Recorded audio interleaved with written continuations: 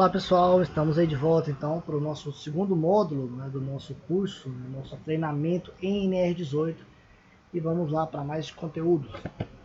Vamos falar um pouco sobre os acidentes, né, envolvendo trabalhadores dentro dos canteiros de obra. É uma figura, né, falando para nós aí, a máquina triturou o Zé, né, aí o patrão, que tragédia, a máquina parou de produzir, né. Então isso nos remete a uma situação que muitas das vezes muitos empregadores têm essa política aí, né, somente de lucro, não estão importando com seus funcionários, né, uma política, um pensamento incorreto de ter dentro das empresas. Então os acidentes eles acontecem, né, por determinados motivos e fatores, né? Então nós vamos falar aí sobre a definição legal de acidente e também os conceitos prevencionistas, né? Então acidente de trabalho é no local de trabalho, qualquer que seja fazendo uma atividade dentro do local de trabalho vai ser caracterizado, e acidente de trabalho fora do local de trabalho. Temos também o acidente de trajeto, doença profissional e doença do trabalho. Agravo de acidentes também relacionados a isso. Se eu vou ter um acidente e aí se eu estou passando por uma lesão, e se eu agravei aquela lesão, ele vai ser considerado também um acidente do trabalho. Então, a definição legal, conforme prevê o artigo 36, artigo 19 da Lei 8.203 de 91, acidente de trabalho é o que ocorre pelo exercício do trabalho a serviço da empresa, provocando lesão corporal ou perturbação funcional que cause a morte ou a perda ou redução permanente ou temporária para a capacidade do trabalhador. E o prevencionista é o acidente de trabalho que ocorre qualquer ocorrência não programada, inesperada, que interfere ou interrompe o processo normal de uma atividade, trazendo como consequência isolada ou simultaneamente perda de tempo, dano material ou lesão ao homem. Acidente no trabalho. Então, no local e horário de trabalho, em decorrência de, pode ser feito por ato de terceiro, sabotagem ou terrorismo, ato de pessoa privada no uso da razão louca, né? Ofensa física, ofensa psicológica, situação de força maior, no caso aí, as catástrofes, né? Então temos duas situações de acidentes aí envolvendo máquinas e pessoas. Fora do local e horário de trabalho, em decorrência de acidente de trajeto, execução de serviço sob ordem da empresa, ainda que fora dela, e viagem para aperfeiçoamento profissional custeado pela empresa. E os acidentes de trabalho são causados por uma série de falhas que em determinado momento se sucedem, levando ao acidente. Primeiro, comportamento de risco, né? Depois, condição insegura, e depois o fator pessoal de insegurança. Então, o comportamento de risco é tudo aquilo que o trabalhador faz voluntariamente ou não que pode provocar um acidente. Então, nós estamos vendo duas situações aí. A de baixo, eles sabem que aquela situação ali é uma situação inadequada. Então, ele coloca-se a sua vida dentro de um comportamento de risco. A falta de uso de proteção individual está relacionada, o emprego incorreto de ferramentas ou o emprego de ferramentas com defeito, o hábito de fumar em lugares onde há perigo de fogo e a operação de máquinas sem que o trabalhador esteja habilitado ou que não tenham permissão. Tá? Então são alguns comportamentos de risco que nós devemos não admitir dentro do nosso ambiente de trabalho. Temos também aí relacionados a condições inseguras, são condições existentes no ambiente de trabalho que pode vir a causar acidentes, né? Então tem a primeira e a segunda figura aí com duas situações de insegurança, né? A segunda aí falta de guarda-corpo, essa escada, né? Falta de equipamento de proteção individual, falta dos equipamentos de proteção coletiva, em cima também, né? Um serviço mal feito que ocasionou em situações de insegurança.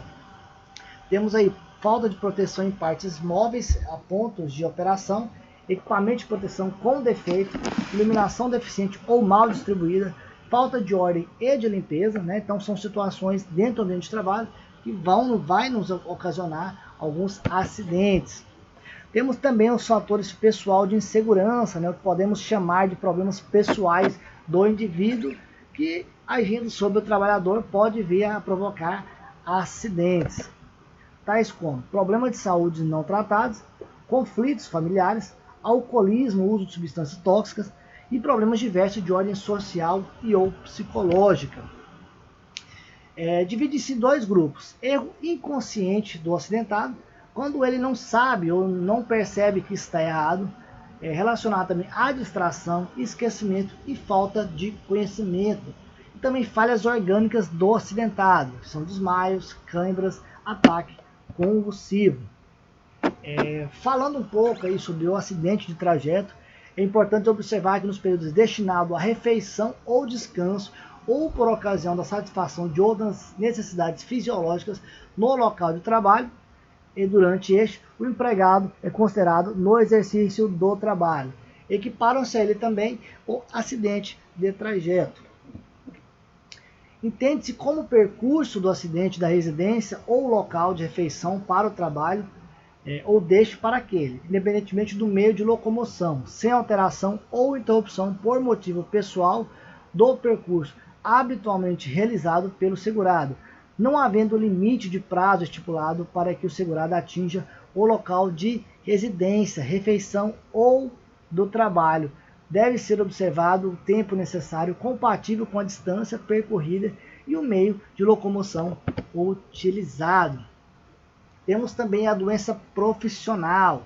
Entende-se por doença profissional aquela inerente ou peculiar de determinado ramo de atividade, dispensando-se a comprovação de nexo causal. Exemplo: um trabalhador que trabalha em uma cerâmica onde é utilizada a sílica, vindo a adquirir a silicose, bastará comprovar que trabalhou na cerâmica para ficar comprovada a doença profissional, dispensando qualquer outra prova, né? Então aí é um dos exemplos que nós temos aí sobre doença profissional. A doença do trabalho diferencia-se da doença profissional em vários pontos. Ela resulta de condições especiais em que o trabalho é exercido e com ele é relacionado. Sendo a doença genérica, que acomete qualquer pessoa, exige a comprovação do nexo causal. Ou seja, o trabalhador deverá comprovar ter adquirido a doença no trabalho, dentro dessa situação. Sendo a doença genérica, que acontece com qualquer pessoa, exige a comprovação do nexo causal. Ou seja, o trabalhador deverá comprovar haver adquirido a doença no exercício do trabalho. Por exemplo, a tuberculose poderá ser doença do trabalho, com relação àquele segurado que comprovar ter adquirido no exercício do trabalho em uma câmara frigorífica, né, por ser baixa temperatura. Exemplo: a lombalgia poderá ser doença do trabalho com relação àquele segurado que comprovar ter adquirido no exercício do trabalho em ambiente de obra relacionado diretamente. E será considerado agravamento do acidente de trabalho aquele sofrido pelo acidentado quando estiver sob responsabilidade do setor de reabilitação profissional. Vamos aí falar e adentrar sobre algumas consequências desses acidentes no canteiro de obras.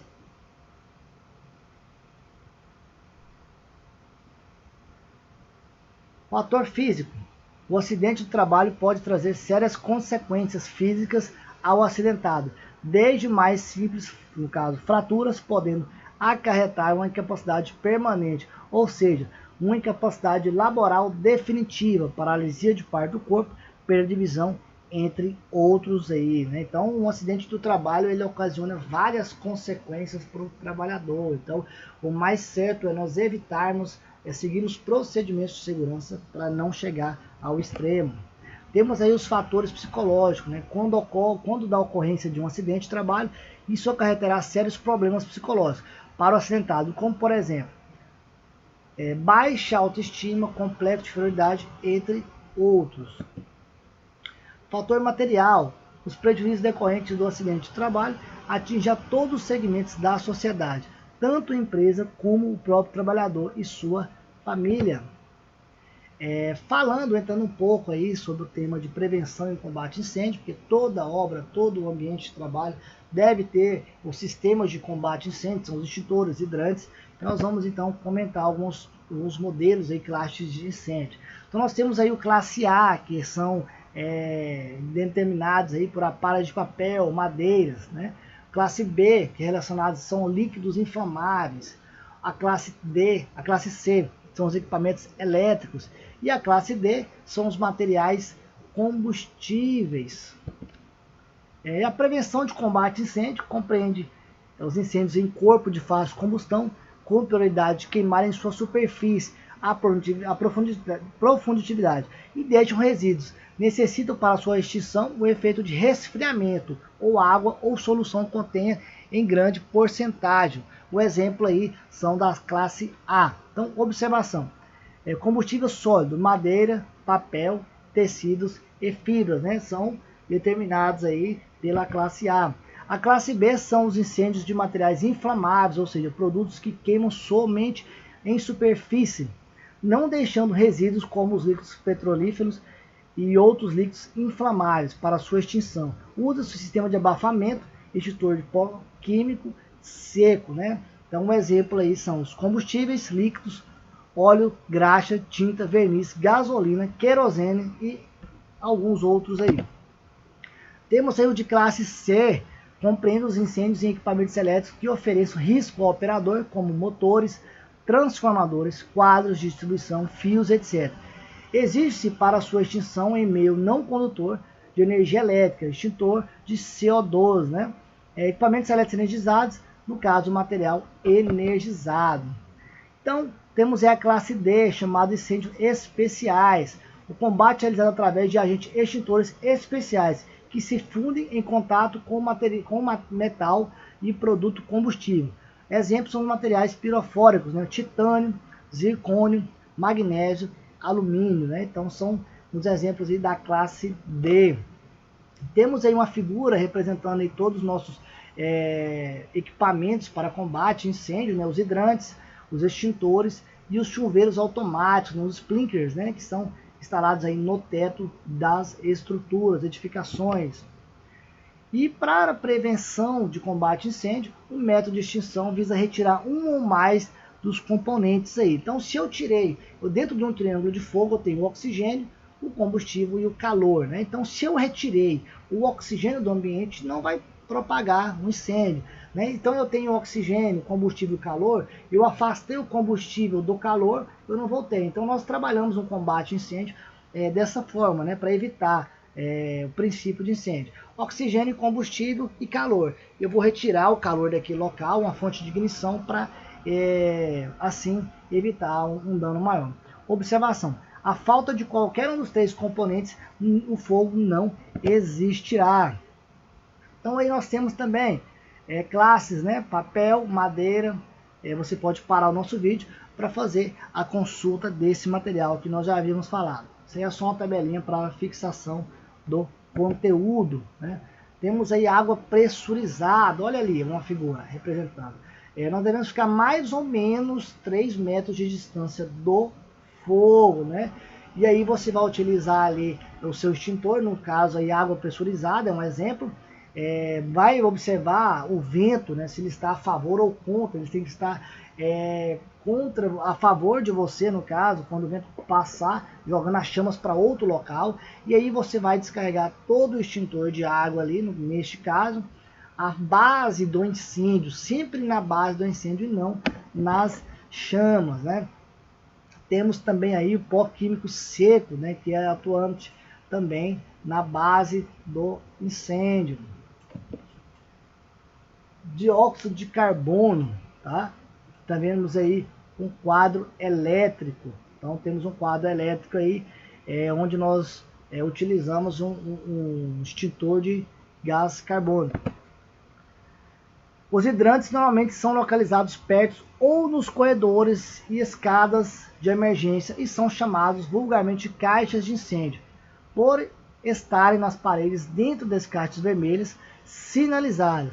Abra a caixa de incêndio, segure o bico, esguincho, né, da mangueira, retirando da caixa de incêndio, desenrole a mangueira, né, jogue essa mangueira no chão a fim de desenrolar e abra o registro.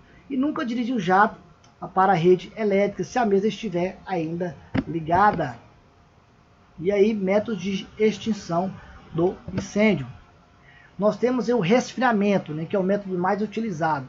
Consiste em diminuir a temperatura do material combustível que está queimando, diminuindo consequentemente a liberação de gases ou vapores inflamáveis. A água é o agente extintor mais usado por ter grande capacidade de absorver calor e ser facilmente encontrado na natureza. Observação: ao jogarmos água em um incêndio, estaremos resfriando, ou seja, retirando o componente calor. Temos a técnica de abafamento, consiste em diminuir ou impedir o contato do oxigênio com o material combustível. Não havendo comburente para reagir com o material, não haverá fogo, com exceção estão os materiais que têm oxigênio em sua composição e queimam sem necessidade do oxigênio do ar, como os peróxidos orgânicos e o fósforo branco. E observação: ao abafarmos, impedimos que o oxigênio entre em reação. Temos aí a retirada de materiais. É a forma mais simples de extinguir um incêndio. Baseia-se na retirada do material combustível ainda não atingido na área de propagação do fogo, interrompendo a alimentação da combustão, método também denominado corte ou remoção do suprimento do combustível. Separarmos, retirar o componente combustível. Na foto aí mesmo simboliza para a gente. Então está tendo um incêndio, eu vou retirar aqueles materiais que ainda não foram atingidos para evitar um incêndio de grandes proporções. Resumindo, todo o combate de incêndio baseia-se na retirada de algum dos itens do triângulo do fogo. Retirando qualquer um, o fogo não existirá. Então, retirei o combustível, não vai ter. Retirei o comburente, não vai ter. Ou a energia de ativação, ou o calor, não vai propagar o incêndio. Então, esse foi o nosso módulo 2, do nosso treinamento ENER 18. E explore o nosso material, tem o nosso conteúdo em PDF, leve para onde você quiser, no seu celular, no seu computador, para você adquirir mais conhecimento. Tá? E aguardo vocês aí no próximo módulo, que é o nosso último módulo, módulo número 3. Até breve.